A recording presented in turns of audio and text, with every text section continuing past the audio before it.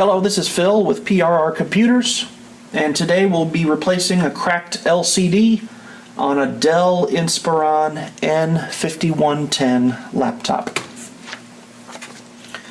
The first step, as usual, is to remove all sources of power from the laptop. So we're removing the battery, and we want to make sure to unplug the power as well. Now this screen does not have any screws holding its bezel in place. That's this front piece of plastic here.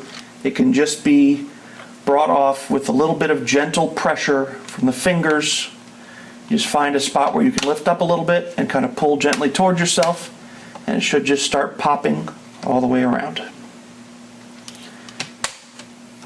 If you come to a spot that's a little bit tough, go to another spot and then come back.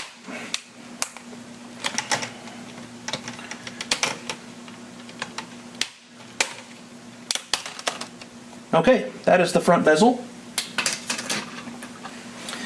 This screen is held in place for our purposes by just these top two screws. There are some other screws at the bottom here. We shouldn't need to worry about those for today. So the top two screws in the top right and left corners are what secure the frame in place.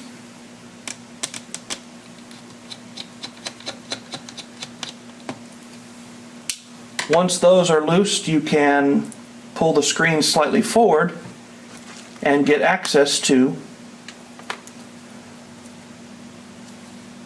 two screws on this side that are holding the actual LCD in place,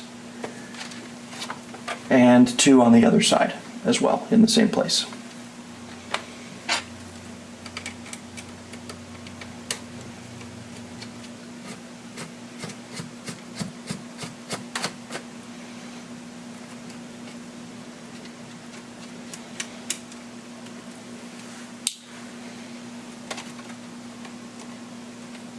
You want to be very careful as you're going along the edge here. There are going to be some wires. I'm having a little bit of trouble getting to this screw, so what I'm going to do is come back around to the front of the screen, and there is a ribbon cable that is running from the back of the screen up to the top here,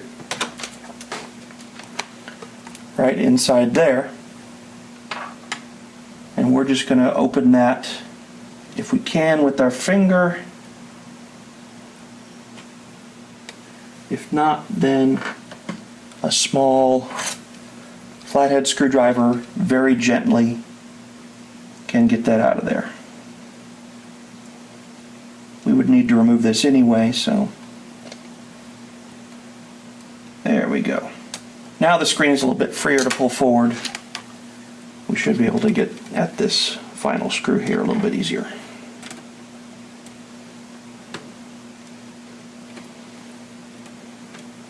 There we go. Now there is a small piece of masking tape right here that is kind of holding the LCD to the frame. We just want to gently peel that back. We're going to want to put that back in place later, and then we can pull the LCD forward. There's going to be a little bit of adhesive behind the LCD as well, just a little bit of gentle pressure forward. In this case it was just a piece of tape there. And we're good. Now the cabling is actually attached to the screen by only one cable, and that is this video cable right here, this ribbon cable. It is secured in place by a piece of adhesive tape that you just want to pull up as gently as you can. If you have to apply pressure on this clear piece of plastic covering up the circuitry there, it's best to press somewhere where there's not circuitry, just because it's kind of fragile. Not quite as important on the screen going out, but it's important on the screen coming in. And you see that when we pulled on the tape, it just came right out of its housing there, which is fine.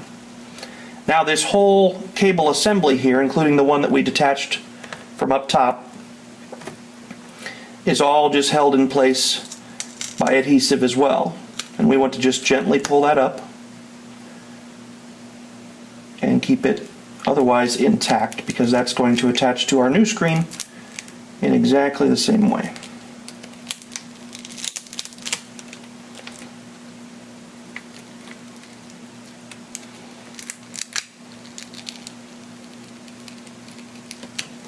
There we go. Now, I find it helpful to just push the screen back a little bit so that gravity will just hold that down, and our old screen is free.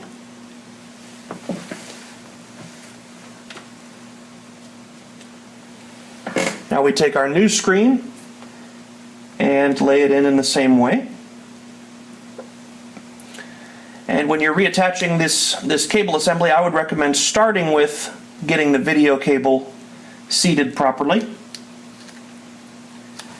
To do that, it's a sliding motion in a horizontal direction, and you want to make sure that the pins line up carefully.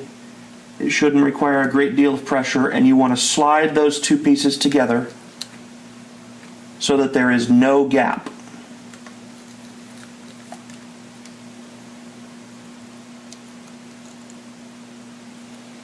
And then just lay the tape down. And then we just kind of work our way around the rest of the screen and lay this cable assembly back in its place. It should lay fairly naturally, and then just let the adhesive do the rest. Now we can pick up the screen.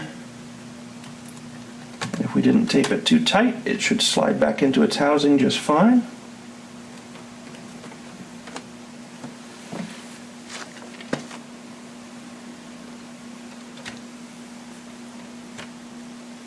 Now we're going to return our 4 screws to the sides, holding the LCD itself to the frame. We can also reset our piece of masking tape right there. That'll help us hold things in place as well.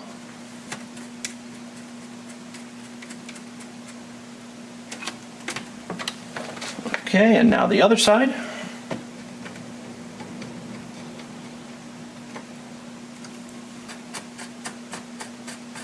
Next, we're going to return our top 2 screws here to their place, but first we're going to put our ribbon cable up top here back into its housing. And it just slides right into that gap just like we removed it. Be as gentle as you can with the cable itself, as it is fairly fragile.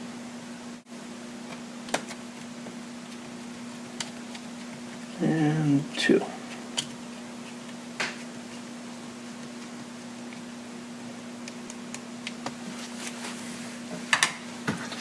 And now we just pop our bezel back into place. Kind of tilt the screen back a little bit so it lays in the right spot. And then just start applying some pressure until you hear those clips engage. Maybe slide a finger down with some pressure. And make sure that it secures in place all the way around.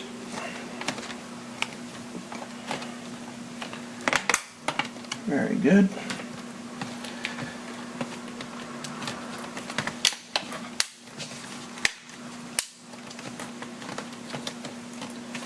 And I like to kind of feel around the edge that we removed it from and just make sure everything is in place there. Now we return our battery, and let's see how it looks now.